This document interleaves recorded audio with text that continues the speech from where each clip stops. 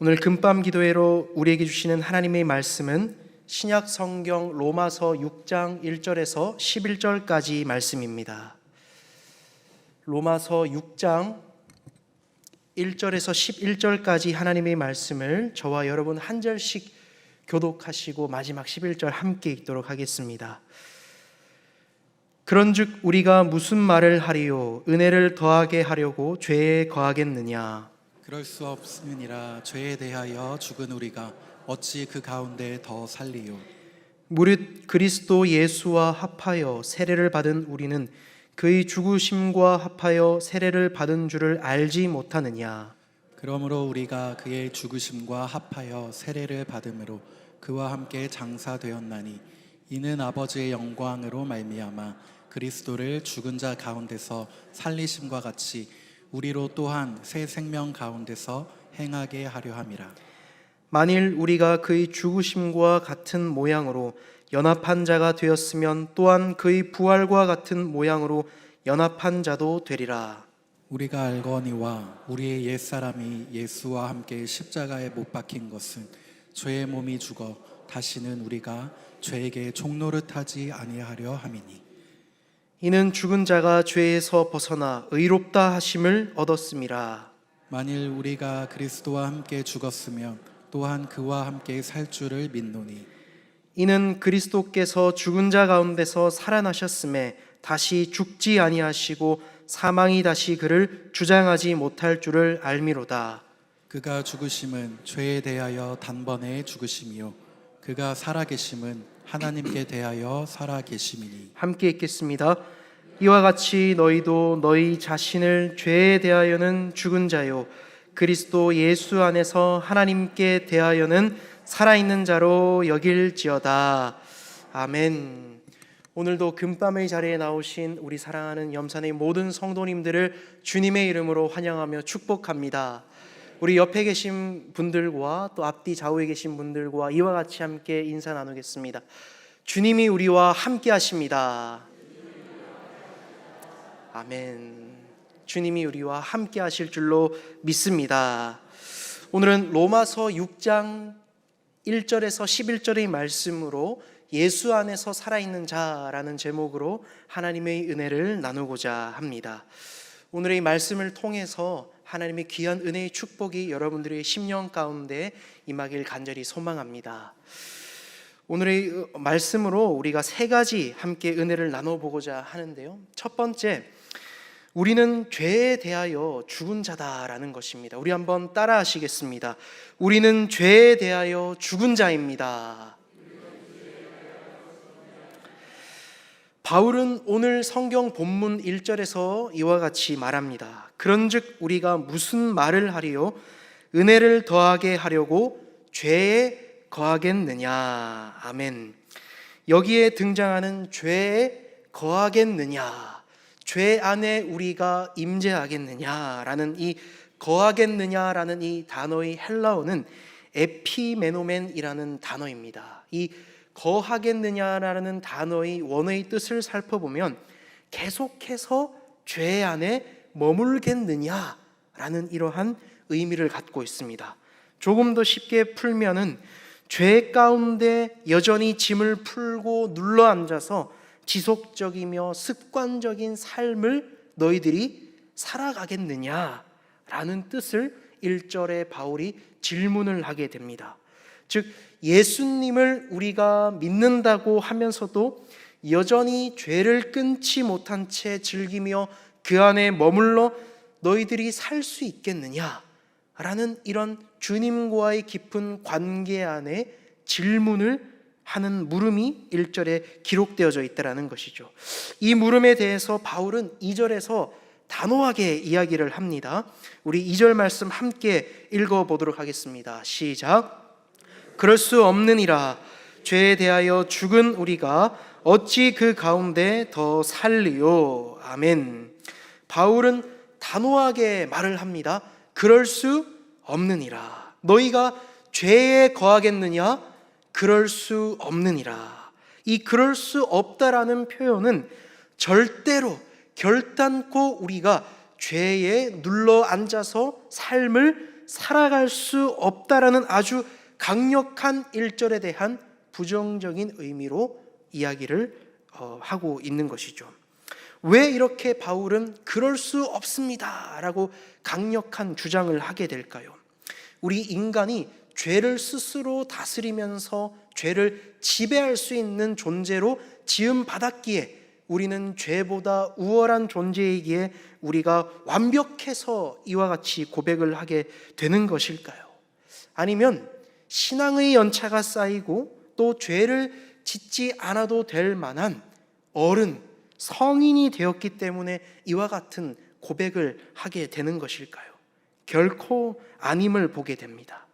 이는 우리가 그리스도와 함께 죽고 함께 살 때 우리가 죄를 이길 수 있음을 성경은 우리에게 명확하게 말씀해주고 계신 것입니다.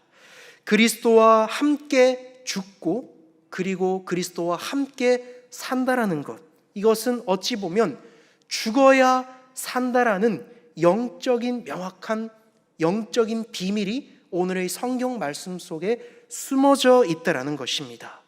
그리스도와 함께 죽고 내가 주 안에서 살아난다라는 것은 죄가 왕노릇하던 절대적인 지배 영역에서 벗어났다라는 완벽한 우리의 신분의 전환을 우리들에게 의미하는 것입니다. 종교개혁자인 장깔뱅이 쓴 이 기독교 강요의 책에서도 이 구절을 이와 같이 풀어서 쉽게 핵심을 짚어서 해석을 했습니다. 제가 한번 읽어드리겠습니다. 우리가 죄에 대하여 죽었다라는 것은 우리 안에 죄의 잔재가 완전히 사라졌다는 것이 아닙니다. 죄의 통치로부터 해방되어 복종할 의무가 사라졌다라고 이렇게 이야기를 하고 있습니다. 즉, 죄는 여전히 우리 안에 있을 수 있지만 우리가 죄를 통치할 수 있는, 즉 주종의 관계가 이전엔 죄 가운데 거했던 우리였다면 이제는 하나님 안에서 하나님을 믿는 주님의 귀한 자녀로 우리가 변화되었다라는 것을 성경은 우리에게 나타내 보여주고 있다라는 것입니다. 사랑하는 여러분, 죽었다라는 것은 어떤 것을 의미할까요? 완전히 끊어지고 단절됨을 의미합니다. 쉽게 말해서 사람이 죽었다라는 것도 이 육신이 이 땅에 버타며 땅을 디디며 살아가다가 이제 우리의 호흡이 다해서 이 땅과 단절되고 끊어지고 멀어졌다라는 것이 죽었다라는 표현이지 않습니까? 이처럼 죽었다라는 표현은 끊어졌다, 단절되었다라는 뜻을 의미합니다. 과거에 우리는 죄의 종노릇을 하며 죄가 시키는 대로 끌려다녔던 죄의 노예에 불과했습니다. 옛 주인은 우리를 가만히 내버려 두지 않습니다. 남을 미워하라고 조금만 마음이 부추기면 우리는 그를 미워했습니다. 내 안에 욕심 부리는 마음이 조금만 들어서게 되면 그보다 더 큰 욕심을 부리며 나의 이득을 탐하기도 했습니다. 질투가 올라오면 남을 시기하고 질투하며 그를 회방하기도 했습니다. 그런데 여기서 중요한 것은 그리스도인은 죽어야 산다라는 것입니다. 죽어야 산다. 죄의 노예가 해방되는 길은 단 하나라는 것입니다. 바로 그리스도와 함께 죽고 예수로 사는 삶이 그리스도인의 복된 삶이 될 줄로 믿습니다. 10절 말씀에도 그래서 이와 같이 기록이 되어져 있습니다. 그가 죽으심은 죄에 대하여 단번에 죽으심이요 그가 살아계심은 하나님께 대하여 살아계심이니. 아멘. 십자가에서 예수님이 죽으실 때 그 죄에 묶여있던 우리의 옛 사람, 옛 자아, 나의 옛 습관과 습성들도 십자가에서 함께 죽었다라는 것입니다. 십자가로 말미암아 내 안에 있던 종노릇하던 그 옛사람의 습관과 마음, 사탄에게 복종하는 행동들이 이제는 오직 십자가로 말미암아 죽고 하나님 한 분만으로 말미암아 우리의 영이 참 생명으로 새 생명을 얻게 되었다라는 것입니다. 오늘 이 밤 우리를 올가매려는 모든 죄의 사슬을 향해 우리가 믿음으로 선포하며 주님께 기도하며 나아가길 원합니다. 우리는 죄에 대하여 죽은 자입니다. 주님, 우리는 죄에 대하여 죽은 자입니다. 라고 믿음으로 선포하며 주 안에서 새 생명을 얻는 복된 금밤의 시간 되실 수 있길 간절히 소망합니다. 첫 번째가 우리는 죄에 대하여 죽은 자입니다. 그렇다면 두 번째는 우리는 예수와 연합한 자입니다. 우리 한번 따라 하시겠습니다. 우리는 예수와 연합한 자입니다.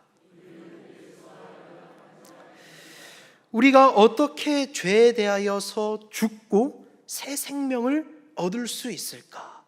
죽었는데 어떻게 새로운 생명을 얻을 수 있을까?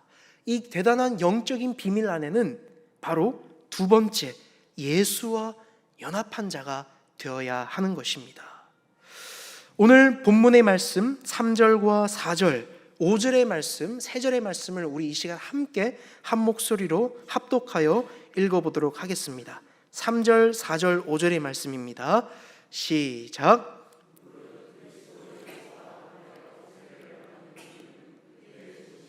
합하여 세례를 받은 줄을 알지 못하느냐? 그러므로 우리가 그의 죽으심과 합하여 세례를 받음으로 그와 함께 장사되었나니 이는 아버지의 영광으로 말미암아 그리스도를 죽은 자 가운데서 살리심과 같이 우리로 또한 새 생명 가운데서 행하게 하려 함이라. 만일 우리가 그의 죽으심과 같은 모양으로 연합한 자가 되었으면 또한 그의 부활과 같은 모양으로 연합한 자도 되리라. 아멘. 이 3절, 4절, 5절 안에 우리가 읽은 석절의 말씀 안에 세례라는 단어가 등장합니다. 아마 이 자리에 계신 성도님들도 대부분 세례를 받으셨을 것입니다. 세례를 받았던 그때가 기억이 나십니까?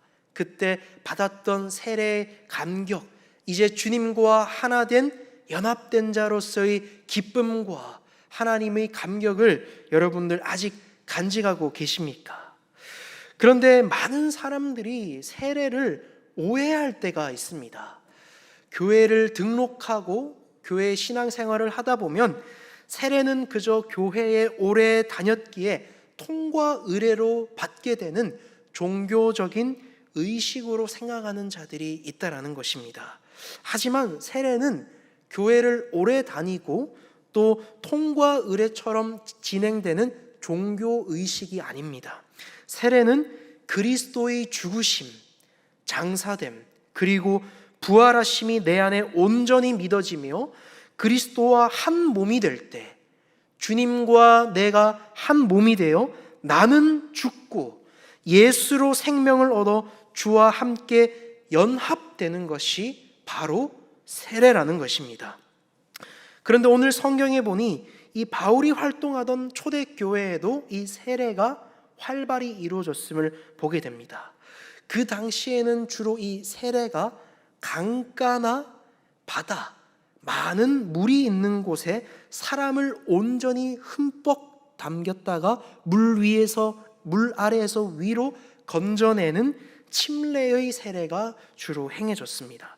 그래서 우리가 아는 성경의 대부분 예수님의 행적을 기록한 사복음서 가운데 특별히 예수님의 삶을 기록을 담겨놓은 원복음인 이 마태복음, 그리고 요한복음과 초대교회가 시작된 사도행전의 내용을 보게 되면 수많은 세례의 장면들이 기록되어져 있음을 보게 됩니다.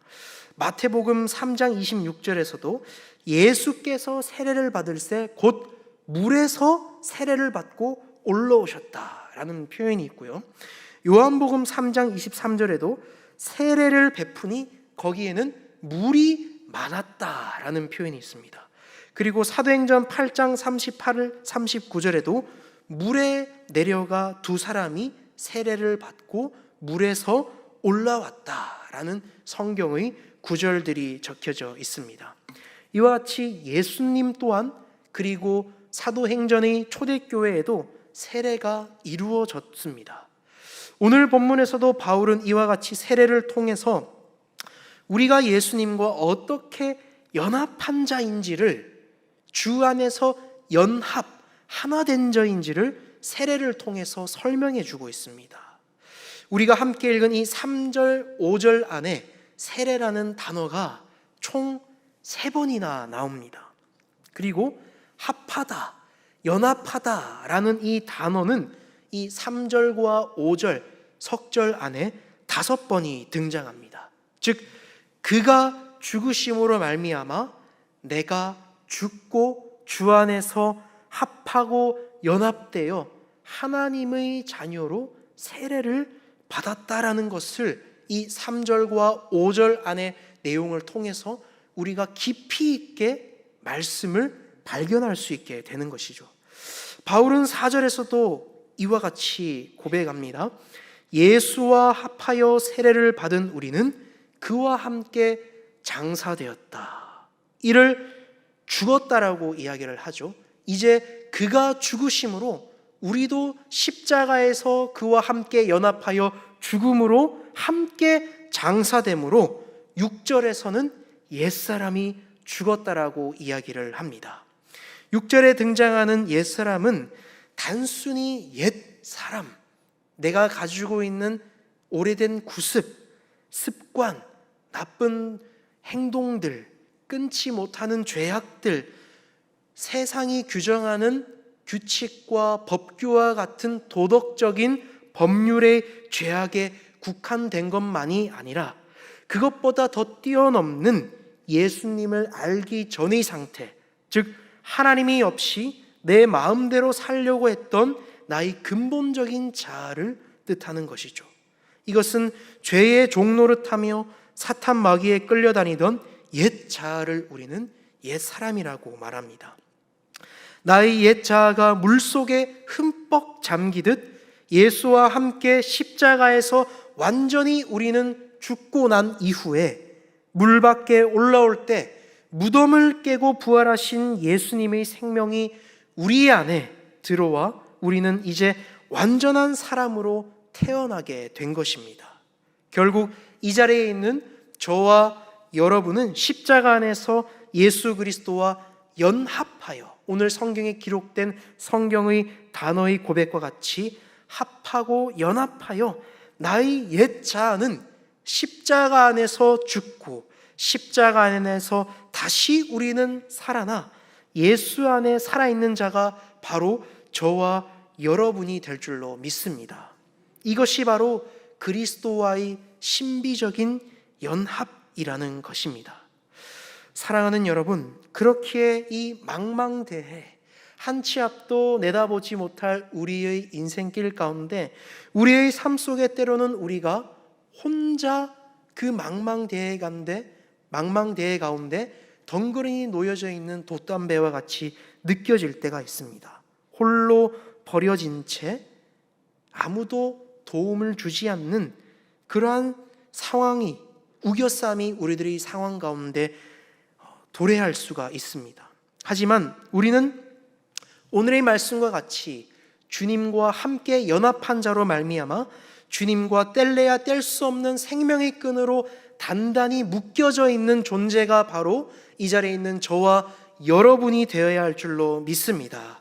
주님이 죽으실 때 이 자리에 있는 여러분들의 옛사람도 죽었고 주님이 부활하셨기에 우리도 새 생명을 안고 주님과 당당히 걸어갈 수 있음을 믿음으로 고백하실 수 있길 바랍니다. 그렇기에 내 안의 열악함을 바라보기보다, 끊지 못하는 우리의 죄악의 습관에 무너지기보다, 비록 그 작고 연약함에 우리가 흔들린다 할지라도 바뀌지 않고 흔들리지 않고 온전히 끊어지지 않는 주님과의 연합을 우리가 바라보는 믿음의 거장들이 되실 수 있길 주님의 이름으로 간절히 축원합니다. 세 번째로, 이제 우리는 예수 안에 살아있는 자로 살아가야 합니다. 첫 번째가 우리는 죄에 대하여 죽은 자입니다. 두 번째가 우리는 예수와 연합한 자입니다. 이제 한번 마지막 세 번째, 우리 한번 따라 하시겠습니다. 우리는 예수 안에 살아있는 자입니다. 오늘 본문 11절 말씀에 이와 같이 기록이 되어져 있습니다. 우리 한번 11절의 말씀 우리 한 목소리로 한번 읽어보도록 하겠습니다. 시작. 이와 같이 너희도 너희 자신을 죄에 대하여는 죽은 자요 그리스도 예수 안에서 하나님께 대하여는 살아있는 자로 여길지어다. 아멘. 너희도 너희 자신을 죄에 대하여는 죽은 자요 그러나 그리스도 예수 안에서는 하나님께 대하여는 어떤 자라고요? 살아있는 자로 여길지어다. 아멘. 여기 기록된 이 여길지어다 라는 단어는 그리스도 예수 안에서 하나님께 대하여는 살아있는 자로 살아갈 것을 인정하며 선포할 것이다 라는 우리의 정체성이 확고하게 도장을 탁 찍는 단어가 이 여길지어다 라는 단어입니다.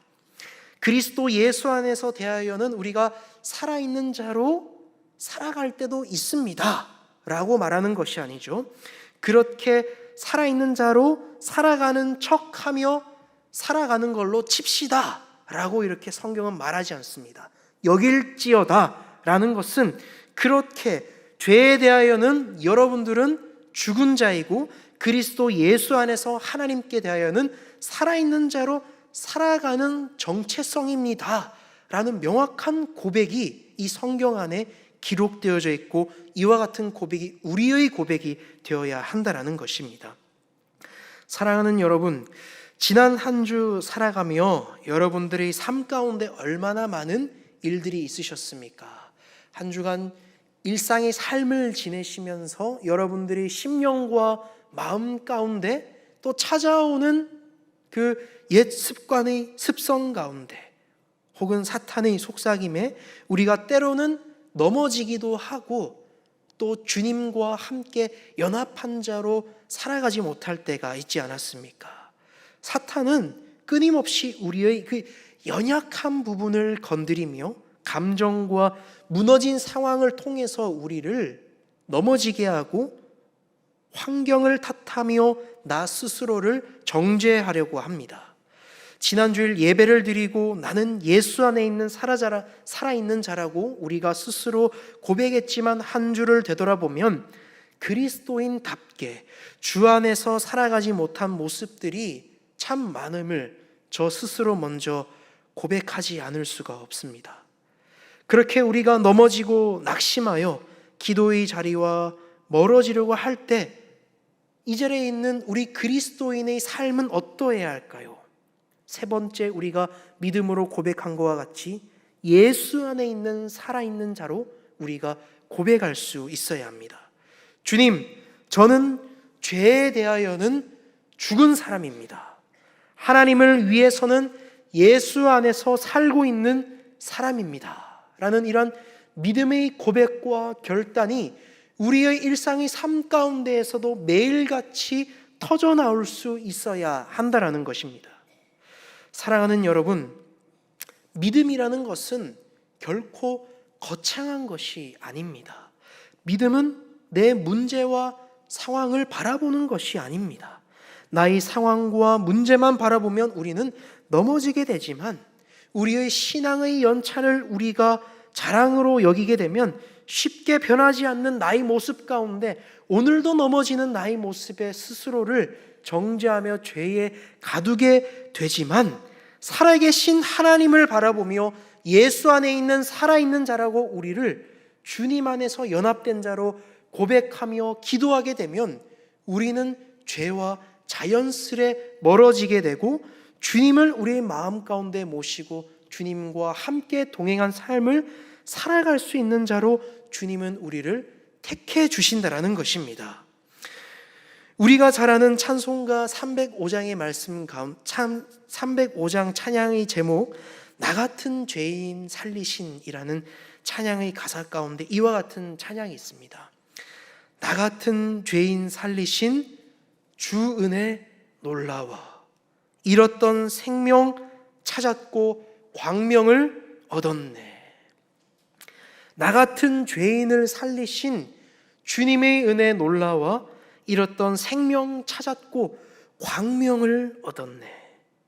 죄인 된 나를 아무 조건 없이 값도 없이 살려주신 그 크신 하나님의 은혜, 죽었던 내 생명을 살리시고 어둠에서 빛으로 광명으로 인도하시는 하나님의 그 크시고 신실하신 하나님의 은혜, 오늘 이 자리에 계신 저와 여러분 모두가 이 금밤의 자리에 그 은혜를 붙잡고 주님과 예수 안에 있는 살아있는 자로 살아가길 주님의 이름으로 간절히 축복합니다. 말씀을 맺습니다. 우리는 죄에 대하여 죽은 자입니다. 우리는 예수 안에서 연합된 자입니다. 그리하여 우리는 예수 안에 살아가는 자임을 기억하실 수 있길 간절히 소망합니다.